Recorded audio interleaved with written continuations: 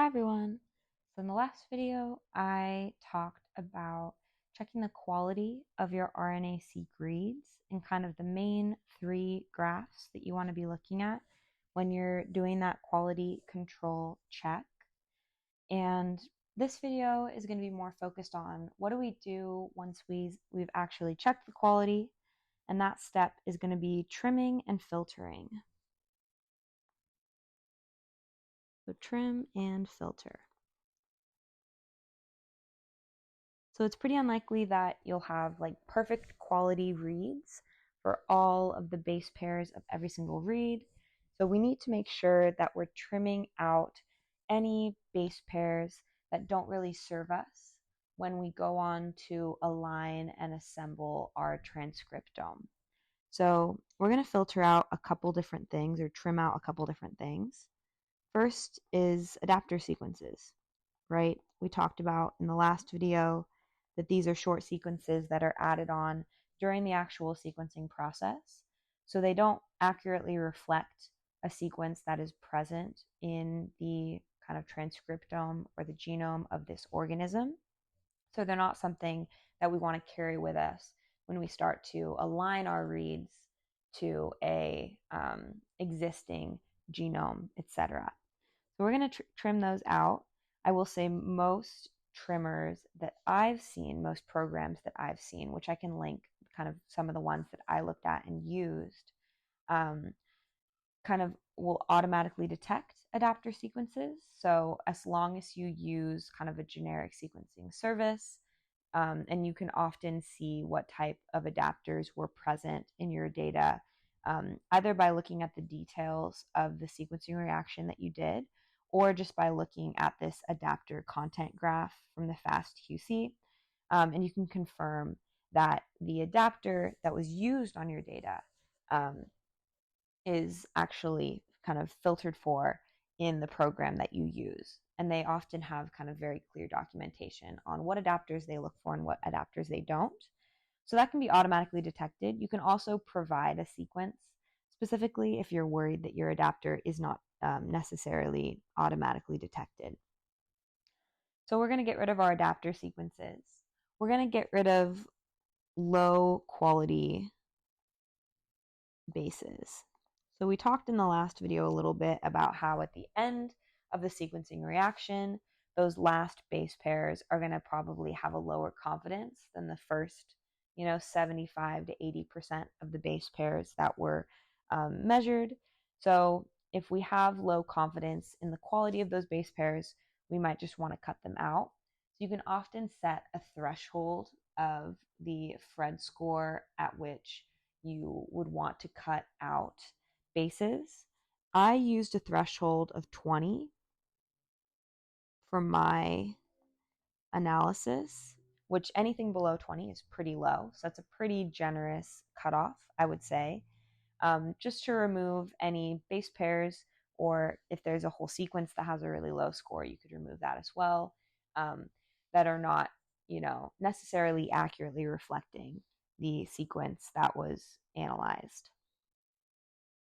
You also want to cut out portions of sequences that have a high number of N bases.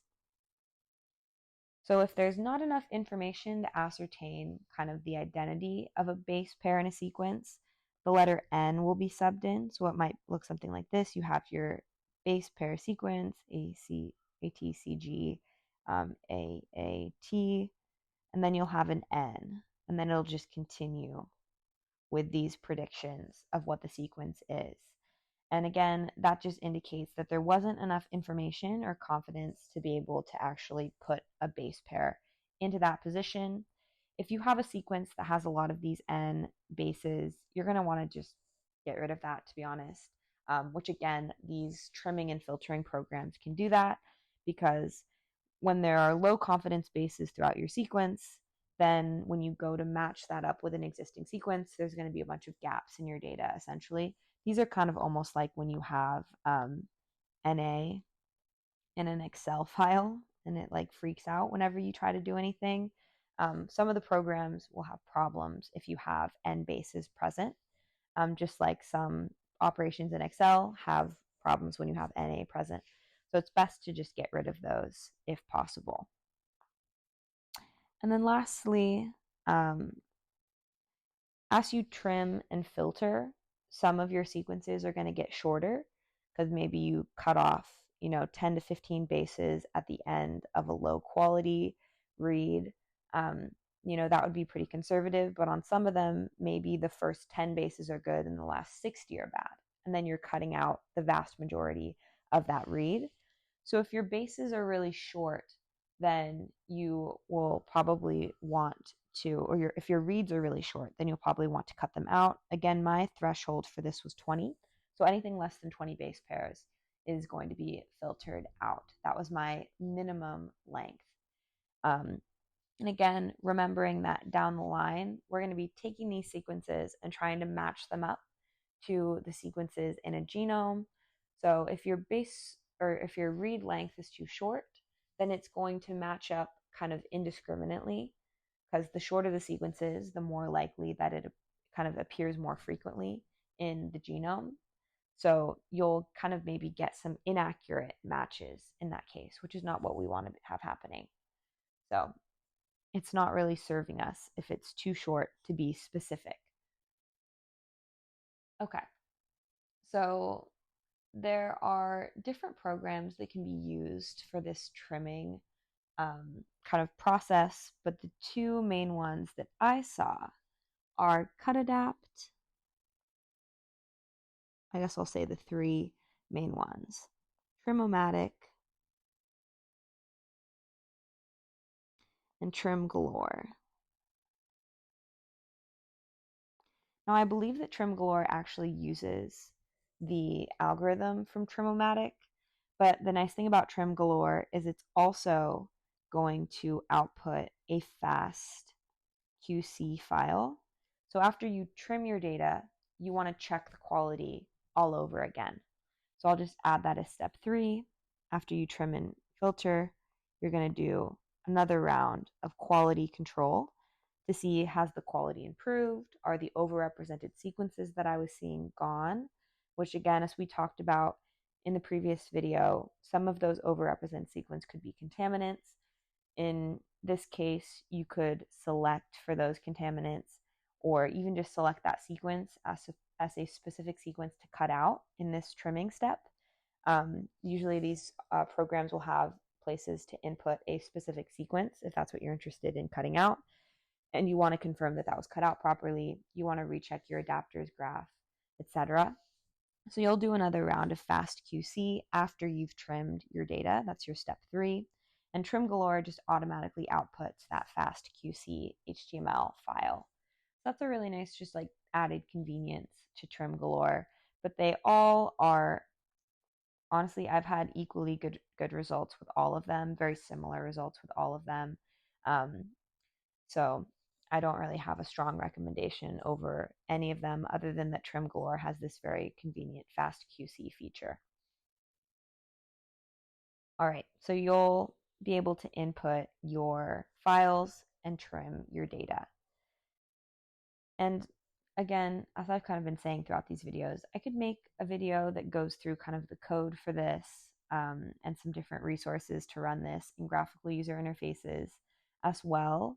If people are interested in that, this is more of kind of a high-level conceptual take on what are the steps to this process and what kind of considerations should you be taking as you do them. Okay, so you trim and you check your quality again, just as like a big disclaimer to everyone, because it really took me off guard or caught me off guard when I looked at my fast QC data. It might look worse than before, or quote unquote worse. Fast QC kind of gives you these red X mark flags when a graph is flagged as like poor quality. So I had a lot of those after I trimmed my data. Again, it's important to remember that fast QC is a bit more specialized to DNA sequences than RNA transcripts. So a lot of the graphs are not really of use to you.